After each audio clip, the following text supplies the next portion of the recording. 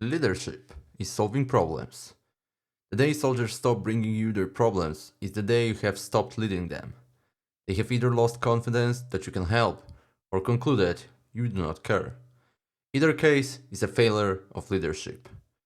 General Colin Powell. That's a big thing. I'm not going to add anything, but I would like to welcome you in another video from Flashpoint Campaigns Southern Storm cross-checking scenario, and I think that's the last episode from that scenario. So let's quickly continue. Let's see what we are supposed to do. Okay, our platoons are actually only single platoon. Is going for Maple objective. It's a daring move, that's for sure. But I think I'm not going to send anybody else. There's no time. It's only 21 minutes left, so we can just give up on that. We did what we could. So let me see. Are we going to call any fire support? Or there are no missions available. I mean, there are no missions assigned for any of those companies. We could try to provide some fire support for advancing units. I do not know where exactly enemies can station, to be fair. So I don't know whether it makes much sense to provide, but actually let's do it. Let's grab. Oh, thank you for switching me to air support. Let's grab first company. We are going to put some suppressing fire on. Let's see. I think we will put some fire. Let's start maybe with that location and also that one, which is the northern part of Tübingen. Let's commit. Of course, that's gonna be suppression for 12 minutes. I think I would prefer 10 minutes for each hex. Let's do it. Okay, firing will start in about 5 minutes, so there is a slight delay, which is okay. Okay, another one will start at 06:59, so only for a minute. Ah, doesn't make much sense. Okay, looks like we are going to delete that. We will move though that fire request on that location, and we will change it to well up to maximum. So I don't know, 20 minutes, and let's assign more rounds. Like we can use even all of our ammunition available. Let's go for all. Yeah, and let's apply. Okay, that's fine. It doesn't really matter at that point. Let's just provide some fire support while they are advancing. Let's do also the same for second company. Oh my god, why you are switching to the first company? Why I'm clicking on the second company? Okay, let's grab you guys. We'll put fire on top of that location because that location actually is overlooking the objective itself. There's also a lot of cover because of buildings. So I think it's good to put some suppressing fire on those locations. Also for 20 minutes, let's put, I don't know. Well, not all. Doesn't make sense. Let's put 90 rounds or so. Supply. That's all. That's actually even too much. But since we have ammunition available, why not? And two other companies, I think I will let them just idle on call. So maybe if they can, they will request some fire support. We could try to assign them to. Oh my god, why it's always switching when I'm clicking on different unit? Okay, can we provide direct fire support? Units in same formation or lower, specified HQ or lower. Okay, perfect. And that's third platoon, B company. Boom. Let's apply, and we'll do the same for the fourth company. Is it fourth company? Open me fourth company. Please open me. God. Why I cannot open it? Why it's not opening? What the hell is going on? Okay, now I cannot open any other unit. What the hell? What's going on? What's that? Can somebody explain me what I'm doing right now? Because I don't get it. I cannot even commit anything. What the hell? How am I supposed to change that? What's that? Where's number 1? On which unit I clicked? Oh dear god. Can we just... well... I think we'll go to main menu and try to load it. Because something is really broken. Okay, let's go back. I don't know. I didn't see anything. Okay, we are back. Let's grab our artillery once again. Okay, so first company bombard that location. Where is... why I cannot commit? Cancel. Once again, barrage. When done, click on the owning unit, click on the commit button below.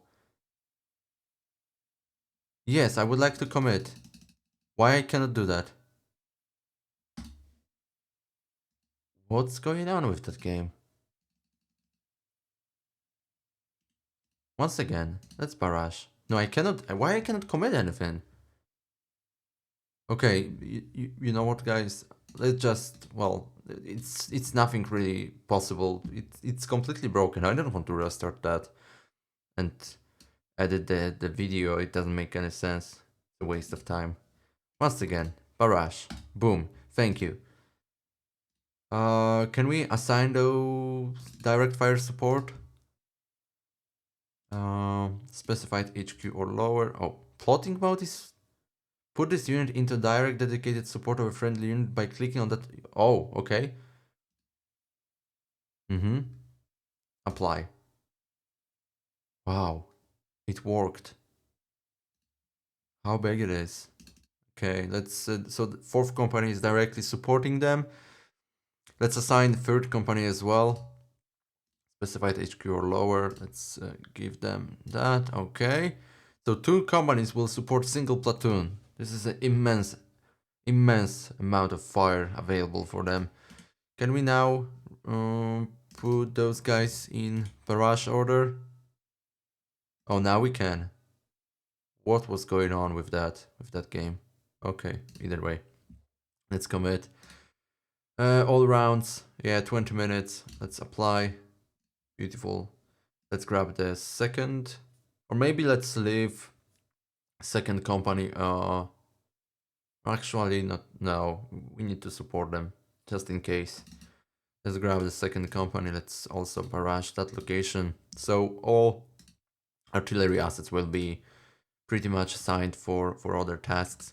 For 20 minutes, please. Those 90 rounds. Let's apply, and I think that's it.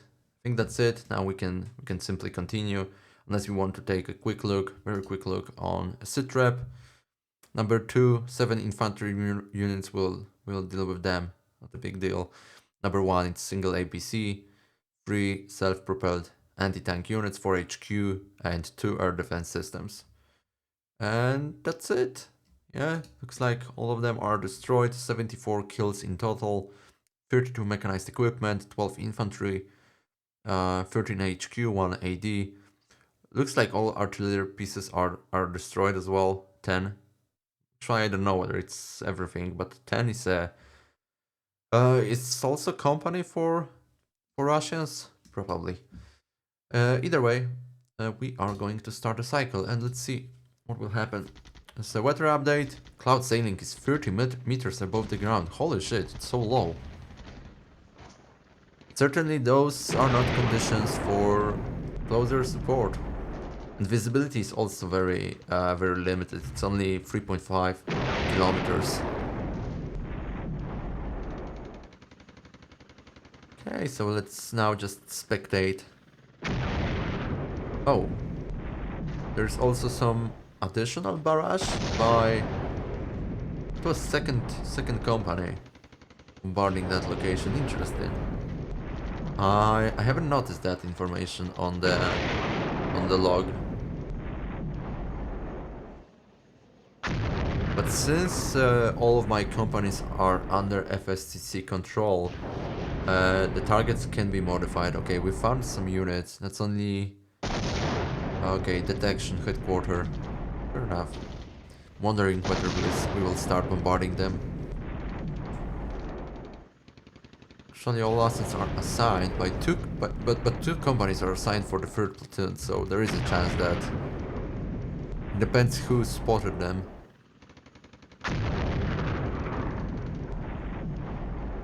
Okay, nothing is really going on. 10 minutes, yeah. Enemy HQ retreated. They are stationing here right now. Also, enemy infantry trying to attack the third platoon. Third platoon is low on ammunition and also low on morale. Or at least low on morale. That's what I know. Don't remember the ammunition state. Okay. We've lost one mechanized rifle. This is fine. Okay, another unit destroyed. That's another mechanized rifle. Quite surprised.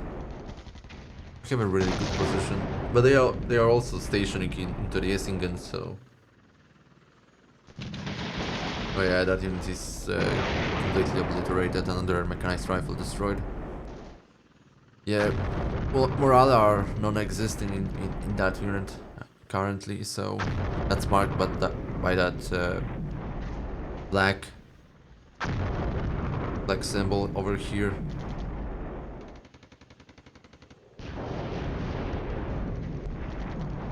I mean, I wanted to say square. Yeah. Okay.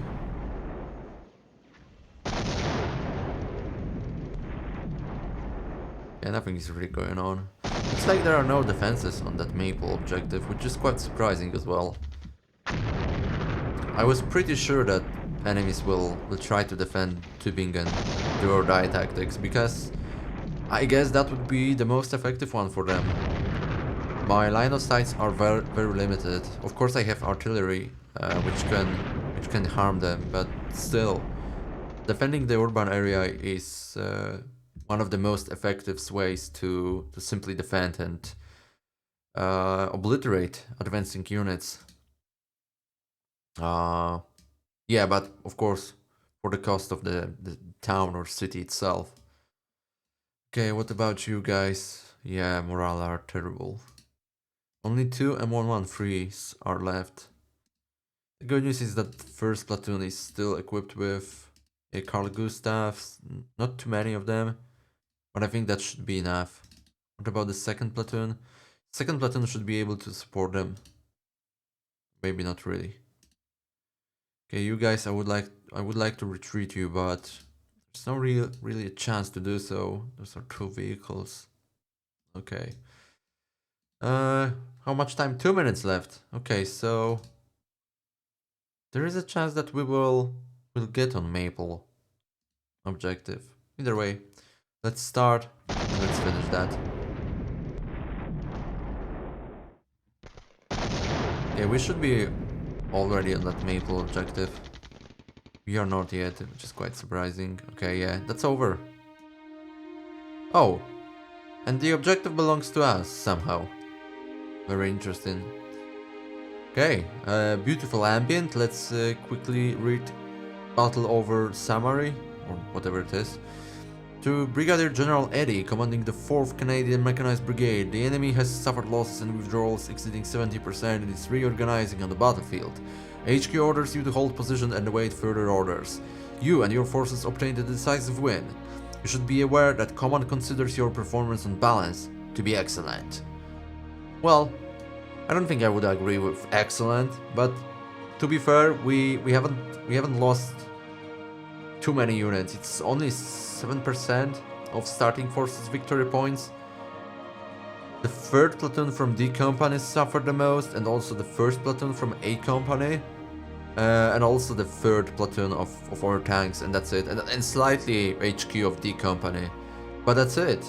No other casualties as far as I see. Everything stayed intact. I'm quite surprised, to be fair. It's really good result. Almost no casualties. This is great, absolutely great. Due to the fact that your forces inflicted catastrophic losses, sudden death on the enemy, your outcome is rated one level higher than it would have been, and the enemy is one less based on points. 4th Canadian Mechanized Brigade finished the battle with 93% by victory point value and 91% by number of its subunits combat ready. It claimed 2 Recce, 4 tanks, 32 APCs or IFVs actually, 12 infantry, 13 HQ, 1 AD, and 10 self-propelled artillery pieces, enemy subunits. By outnumbering the surviving enemy at the end of the engagement by 4 times or more, you have secured possession of the battlefield. The enemy has had to abandon and fallen out equipment that could otherwise be recovered. So, wow. Yeah, that's a big thing actually. That's a really big thing. So it's worth to remember that if equipment is fallen out or enemies are injured, and they can easily retreat everything and also recover the equipment, that means that sooner or later, in about a few months, that equipment will go back in action. So it's not a permanent loss. So if you can secure that, and from actually falling out, you can completely destroy it or take it on your own side and then, I don't know, examine or use on your training centers and so on. That's a big deal. What else? Your force finished the encounter in relatively good shape and needs to refit for only a relatively short time to recover the 10 fallen out subunits. You may browse all remaining units. Wow, this is huge. I'm really proud of my brigade. They did really well. Look at that. 15% for them only. And those are by victory points? Percentage of starting force? I think so, yeah. 93% on our side and 15% on their. That's an absolute obliteration. Okay, so that's it regarding victory status and condition. Now Butcher's build, that's what I love. Look at that. Okay, some HQs survived, some Recce units survived. That's actually normal. I mean, reconnaissance units are quite well adjusted to survival, I would say. They can really survive a lot. And because they are hiding for most of the time, and yeah, that's actually true. Then we have tanks all destroyed, almost all APCs. Some infantry still left, most of them stationing around Unterjesingen. Self-propelled anti-tank, yeah, they are still stationing on top of that hill, or slightly behind. I'm surprised that my artillery fire didn't destroy them. I think I put 50 rounds on them and without any effect. But it is what it is. And also some air defense systems survived, 5 of them. That's quite surprising. I assume that they are part of HQs. Oh no, they are separated. Oh yeah, plenty of HQs, single self-propelled artillery unit left. Actually, this is only MTLB, so it's not even artillery. Okay, on my side, well, you can see we've lost 3 tanks out of 19, 7 APCs, 8 infantry, and that's actually a mistake. I have 8 anti-tank subunits. I don't remember that I've lost any. No, I didn't. So why is that? 7 by 8? Wait a second. Where I've lost anti-tank subunit? I didn't lose. I didn't lose. It's impossible. Okay, whatever. Maybe I missed something. All of my air defense systems intact. Of course, they were off map, protecting my artillery. And well, technically, it says that I've lost 2 air assets, but they simply withdrew from the battlefield, so it's not a lost. And yeah, I've lost 1 Recce. That's actually correct. So yeah, we've drawn 2. That's correct for the aircrafts. Anti-tank. Where is anti-tank? This is destroyed 1. What? I don't really remember where I've lost that. Interesting. Maybe HQ? No. I don't think so. Is Carl Gustav regarded as anti-tank? Oh, okay.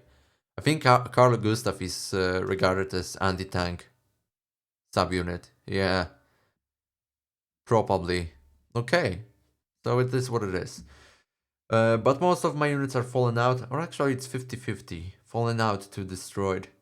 The only good news is that um, is my infantry fallen out mostly? Yeah, my infantry is fallen out, so we can regard them as injured, wounded, which is fine.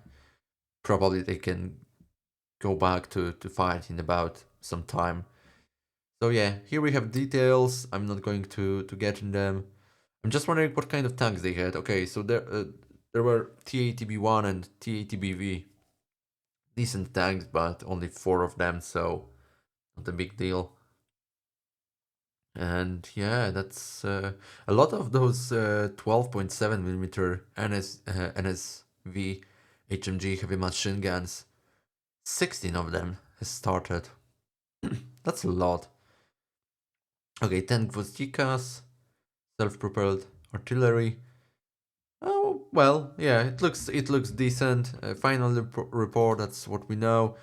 Scenario description. So now let's close it and let's take a look at the battlefield itself. I'm quite surprised there is this enemy unit with 40% of morale, and that's a mechanized infantry. Okay, what do we have here? Here we have one 30mm GL, five 12.7 heavy machine guns, and what else? Oh, that's it. Interesting combination. 1 GL and 5 heavy machine guns? Huge. What do we have here? 2 heavy machine guns. Fair enough. Here we have, of course, those 3 anti-tank BRDM2 with Concours. And there's plenty of enemy HQs. Those HQs are mostly BTR. 2 times Igla, which is same as Stinger Manpad. What else? One Ural truck or Ural truck. 3 headquarters. Okay, about here. BMP and 2 times headquarters, and here 2 MTLB and one headquarter, and there also one single MTLB. Okay, so that's it. Regarding our mistakes and what we did pretty well, I think the first mistake and the most daring one, almost like a mortal peril for our left flank, was actually left flank. So we should prepare better defense positions on the western flank. Instead, we had to hurry up quickly and prepared hasty defense, which almost didn't work well. But somehow, after loading 3 times and trying to provide correct artillery support, we've managed to stop them somehow. To be fair, I think like it should be changed, or maybe not fixed. I don't know. For me, it's broken, if I'm honest with you. But it should be changed that the units cannot move like 1.5 or 2 kilometers in about 3 minutes, because that's the way how they do it right now. This is really misleading, so you cannot really provide correct fire support. Um, the automatic fire support, which is managed by FSCC, doesn't work always. Or I mean, usually if the target is of really high priority, then yeah, sure, like HQ, usually it works pretty well. I'm not gonna lie, but in that case, that was really daring situation. They were pushing through Trieste into Ammerburg, and we had to stop them. So, in my opinion, such situation is of the highest priority. So you have to provide a lot of fire support, especially that you have ground units nearby, which I'm pretty sure requesting call for fire. This is common approach. That's one of the backbones of small unit tactics, that availability of call for fire, and especially that we had 4 companies available. So that's plenty of firepower available in a single place. So you can call for fire as much as you want. To be fair, there is no counter battery missions. Purely call for fire. Same for closer support. I'm quite surprised they didn't call it automatically. Maybe the way to fix that is to assign certain artillery pieces to direct support of specified units, and maybe that would work. We could test it actually. I didn't think about that. We could give it a try. So instead of trying to synchronize that artillery fire with enemies' movements, we would assign direct fire support for second, first, or third platoon from the D company and see how it would work. But yeah, this is something to certainly improve. So yeah, that's the first mistake I made. We should prepare better defenses. In the end, those defenses look really solid. I shouldn't complain. Of course, I think the first anti-tank section should be moved around Spitsberg area. Set them up somewhere here, or maybe even on Pfaffenberg Hill. That would be good benefit to those two tank platoons. But yeah, at the end it worked pretty okay. Minimal casualties, 3 tanks lost, some infantry units also, but uh, that was a lot of units pushing through. Still, I think like the situation could be solved by simply putting a lot of artillery fire on B28 highway, and they didn't. They couldn't survive that.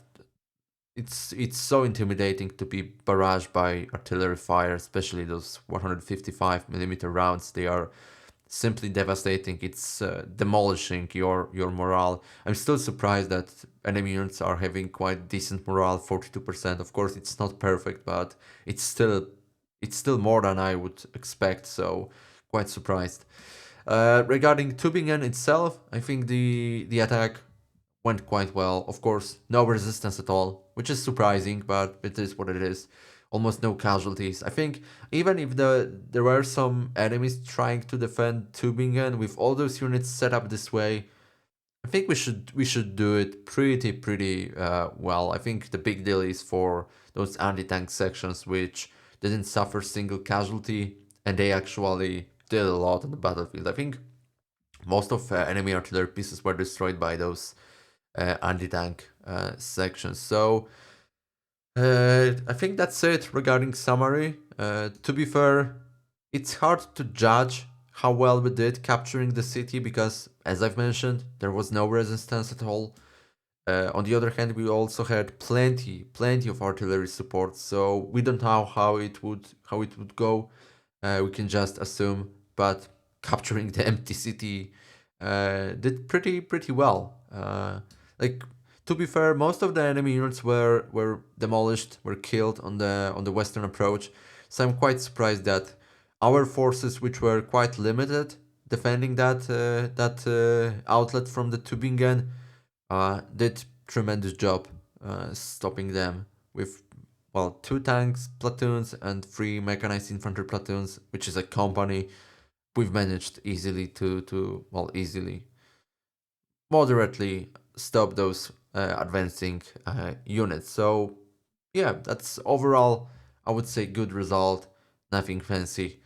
Quick look intelligence though, not enemy sutra, but reported kills and claims. I'm just curious who did the best job, and yeah, it's already visible that the best job was done by the second section of anti-tank subunits, which is located over here. So I guess they were responsible for eliminating enemy artillery pieces. Let's see. No, actually the third section did that, which is stationing over there. Okay. And then the second one was, to my surprise, the third platoon from the D company. So looks like those Carl Gustav rounds are really effective. And I shouldn't be surprised because each subunit had 6 rounds of Carl Gustavs with 1 kilometer's range. I think this is a perfect tool for light infantry subunits. I mean, this is not light infantry, those are mechanized infantry, but let's assume they were light infantry. I feel like that Carl Gustav is doing so well. It's way better than ATGMs, in my opinion, on those distances, like up to kilometer, 1.5 kilometer. Uh, Carl Gustav's, which is the recoilless rifle or grenade launcher, it's substantially way better than ATGM. Of course, ATGMs are great in long distances, but if you are fighting in such terrain, which is very common, for example, for Poland, for northeastern Poland, you have a lot of uh, little hummocks, knolls, a lot of trees, a lot of rivers, a lot of fields, and so on.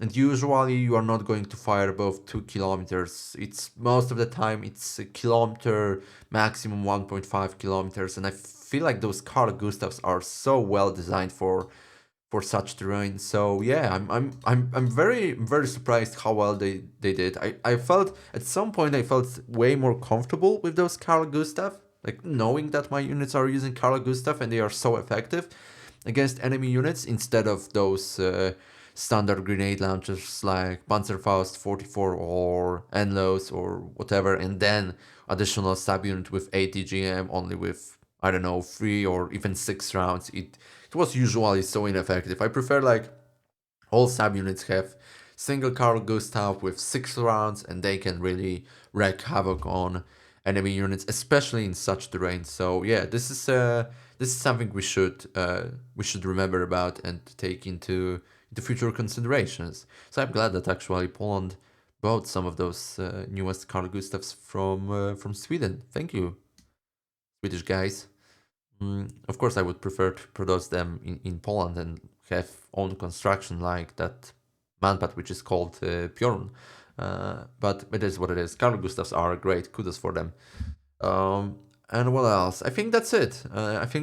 That's all of our summary. That's all about cross-checking scenario 32 minutes on my timer. So I hope you enjoyed and hopefully see you in the next one where probably we are going to start another medium-sized scenario and we will see what we will have to do next time. So for today and for the whole cross-checking scenario, very thank you and hopefully see you in the next one. So once again, thank you and see you next time. Goodbye.